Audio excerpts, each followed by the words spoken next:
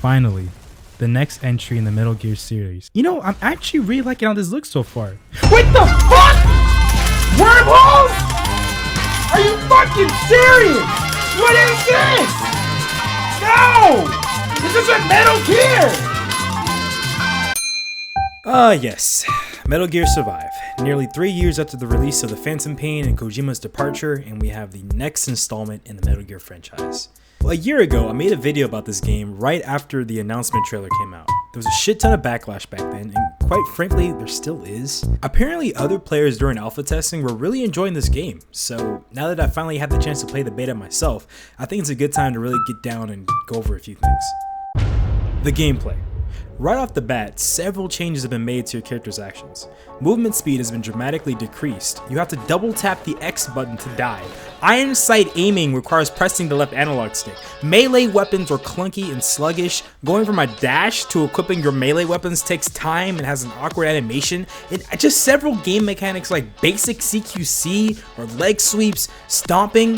Hell, even stomping, it's stripped away from you. However, you later start to learn why these changes were necessary. See, in vanilla Metal Gear Solid 5 and Metal Gear Online, all of your actions are smooth and available to you off the bat.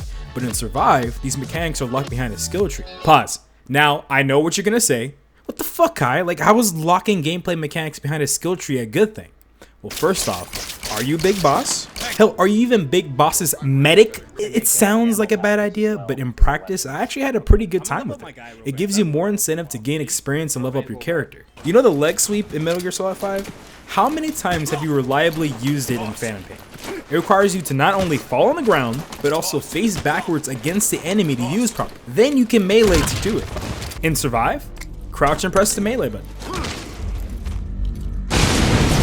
While at base level the controls seem pretty clunky and a pain in the ass to use, the melee mechanics truly start to shine once you level up your character class. Several moves can be unlocked to help smooth out your character's actions, and some even improve your weapon draw speed and movement speed.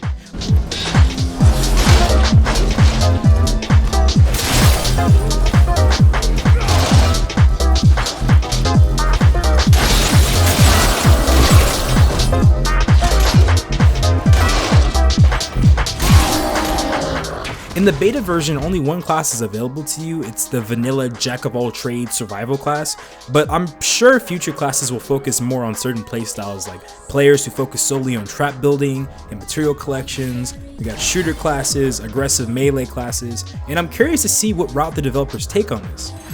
So compared to Metal Gear Online, the customization of this game took a major upgrade. One of the biggest criticisms back in the day was the lack of clothing options. See, in MGO, your outfits were not only locked between character classes, but half of them couldn't even be worn with each other. You unlocked the t-shirt, but you couldn't wear armor with it. You could wear a ghillie suit, but you could barely wear any of the other class-specific hats. Even though you technically had a lot of clothing to choose from, you didn't have any room to swap things around. In Survive, you have 4 sections, and within those sections are more sections, allowing you to even change the undergarments under the armor you're wearing. Hell, half the time you can just go commando completely shirtless. There seems to be a slot for extra accessories for your overall body and your head too, so my guess is it could be used for maybe an exclamation mark hat, all the way down to some wild Dragon Ball energy aura that floats around your body. You'll also notice that armor sets have their own durability and defensive values, along with weight, making you choose wisely how you put the clothes together. You can even add pouches to your clothing so you can hold more ammunition for your rifles. Colors are largely the same, although the beta version doesn't have all the patterns available to you. So far, I've only customized my handgun, but just adding the suppressor to your firearms alone makes stealth runs significantly easier to run in.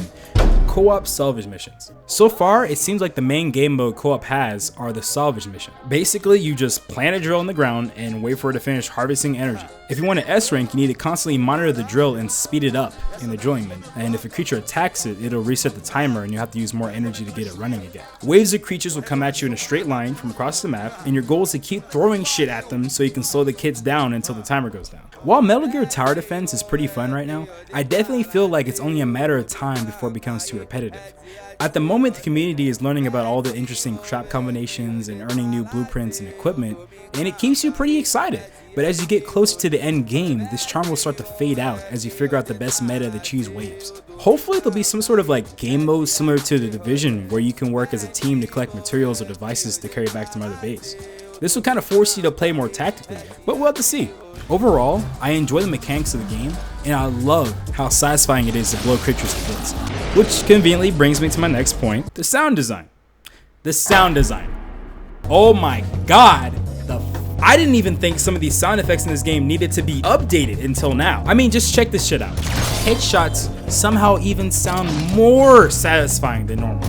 You can hear the magazine popping out of your gun. Using melee weapons to smash these guys to bits sounds so crisp and gratifying, like busting open like a bag of potato chips. I mean, I'm wasting shotgun shells, but I don't even care anymore because this shit looks so fucking sick.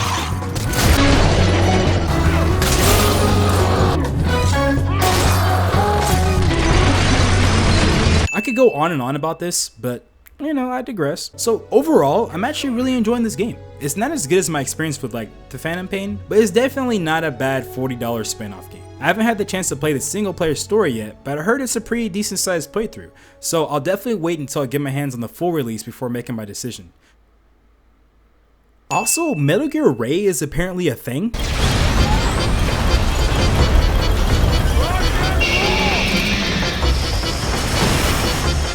Why is there a Metal Gear Ray?